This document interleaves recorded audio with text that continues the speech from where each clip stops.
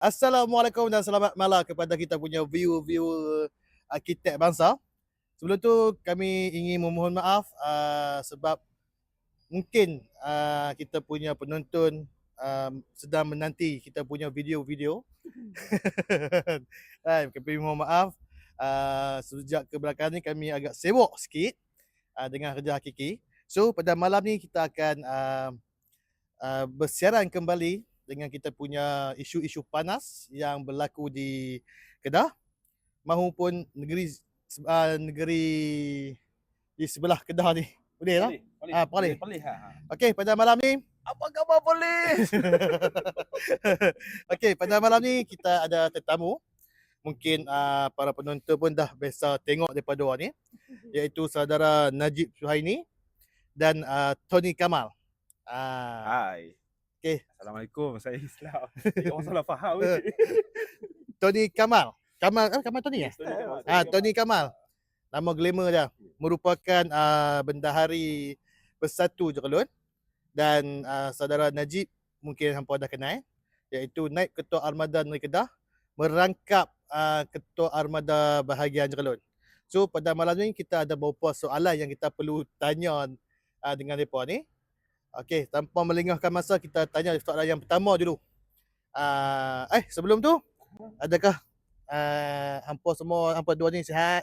Sihat. Alhamdulillah. Sihat. Lama tak jumpa abang. Lama jumpa.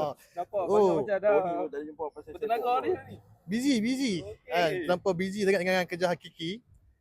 Okey, kita mula dengan soalan pertama boleh? Soalan ni kita tanya kepada Tony dulu. Selaku ketua selaku bendahari Jeralud. Tony boleh? Baik dulu noh.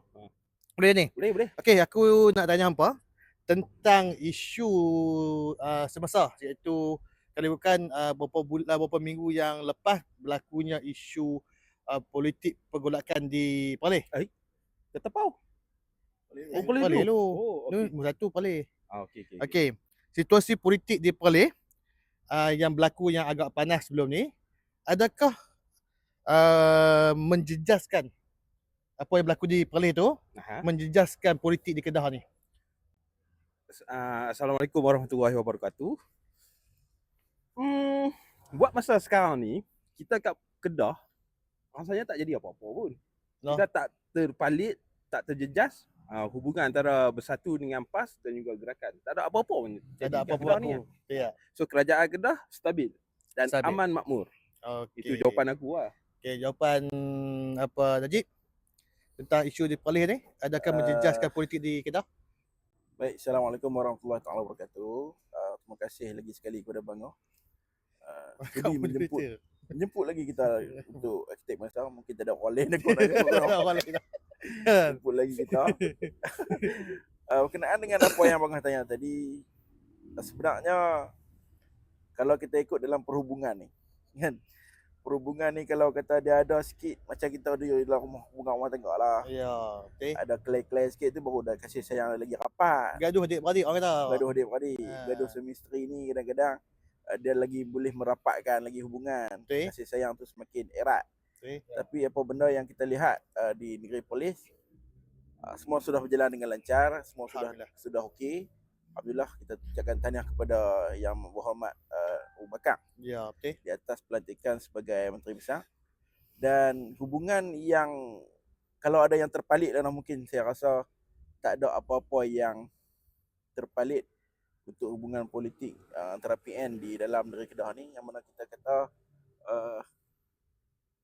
hubungan masih lagi baik, masih lagi berjalan lancar, kerajaan negeri masih lagi diperintah ataupun dikelolai oleh Kerajaan Perikatan Nasional di antara Bersatu dan PAS.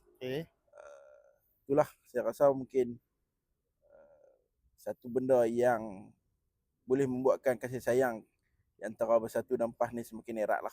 Okey. Bila berlaku sikit pergolakan sikit lah macam tu. Tapi aku tengok dalam hantaran dalam FB, kebanyakan yang komen tu boleh dikatakan bukan orang negeri Perlis sendiri pun. Kebanyakan orang-orang yang tak tahu situasi yang berlaku di Perlis tu. Kan? Adakah apa setuju dengan aku punya apa panggil? Ya. So, Betul lah, kalau kita lihat sendiri ahli-ahli politik di sana pun tak bercakap berkenaan ya, dengan betul. apa pun yang terjadi sebenarnya. Betul. Mereka pun relax. Mereka Betul. pun tak boleh nak cakap mungkin lebih-lebih kot no. Ya. Kalau kata yang duk cakap, yang duk kucai ni sebenarnya orang-orang di luar daripada negeri Betul. boleh. So, depa nampak Perlis ni sebagai kerajaan pembangkang yang diperintah oleh PN, betul. So, depa tak tahulah macam aku punya pendapat, dia nampak macam contoh negeri ni pembangkang buat salah, boom, semua akan masuk serang tanpa usul paksa, betul tak? Ya. So Tumpuan macam hampa jadi lah. tumpuan lah. Okey, macam hampa, macam mana hampa menolak tomahan yang diberikan oleh orang luar tu tentang isu Perlis ni? Tadi kita tanya pasal politik semasa di Kedah, adakah stabil tak stabil melibatkan negeri Perlis.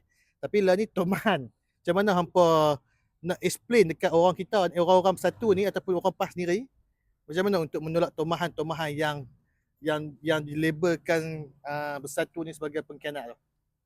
Dengan tomahan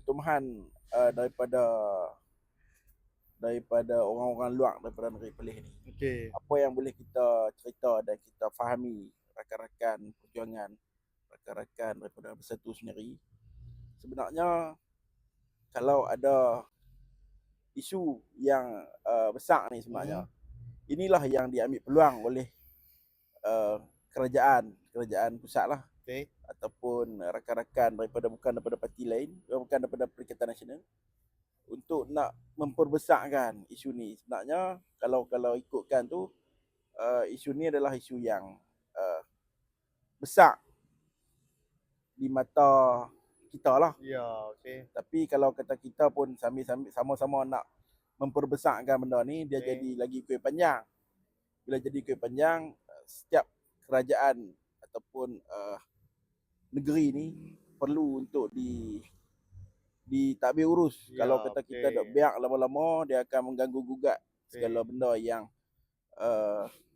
pengurusan. Abang pun tahu mungkin abang. Ya, okey. Baru lantik ahli majlis kan, kalau abang tak Yang tu tak perlu mention, kalau kita lambat lantik pun dia payah juga, betul Ya, tak abang? betul. Nak luluskan allowance tahun baru dah kan? Tak ada. Tu kan jadi payah. Tu baru dia peringkat majlis. Baru peringkat kerajaan tempatan. Kalau peringkat kerajaan negeri, lagilah masalah. Tapi bagi kita boleh tengok lah macam mana pihak atasan mengendali isu ni macam mana.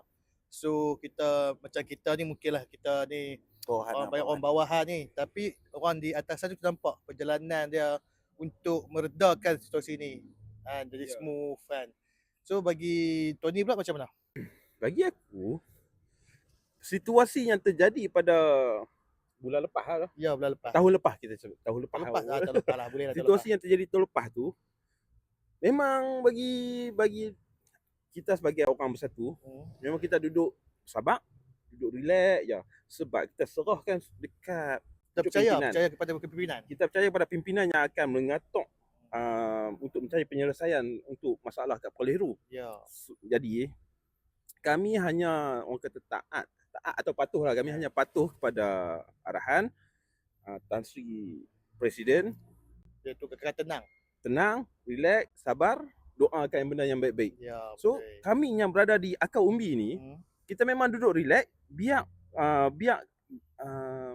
jawatan kuasa penerangan yang menguruskan, yang memberi statement-statement. So walaupun ada komen-komen netizen yang kata kita pengkhianat, kita gila kuasa, apa semua tu, sabar. Ya. Kalau tanya geram tu, siapa tak mau tarik balik kan. Tapi kita ni banyak ke arah bertenang lah. Tenang. Bertenang. Sebab kita ni Bersatu ni bukan satu entiti yang orang kata kebanyakan akar umbi dia ni jenis memberontak. Tapi kebanyakan akar umbi Bersatu ni kebanyakan orang kata patuhlah kepada pihak pimpinan, pucuk pimpinan tu sendiri. Cuba bangah fikir. Kalau kita tak sabar, kita tak patuh pada arahan, kalau semua negeri KB ke apa bagi keluar statement juga, benda ni Perlis dia banyak betul. akan negeri-negeri ni akan Okey. terpalit tu. Okey. Negeri-negeri ni akan terjejas juga. Tetapi dengan kepandaian yang ditunjukkan oleh pihak pimpinan kita ni berjaya. Saya katakan tadi berjaya meredakan situasi ni dan berjaya juga untuk menenangkan kaum di bawah. Ya. Kan. Itu pendapat aku lah. Kan. Tak, memang betul Bun. Kan. Memang betul Bun. So aku rasa dah settle dah pasal isu ulasan yang hampa bagi pada aku ni pun tentang isu Perlis ni pun agak bagi aku tu okey lah. Bukan okey lah, kiranya kita faham apa yang berlaku di sana di Perlis. So kita akan pergi ke soalan seterusnya. Tapi sebelum tu kita rehat dulu. Okey. Kita rehat dulu. Take 5 dulu. Nanti kita akan sambung untuk soalan yang kedua. Okey. Bye.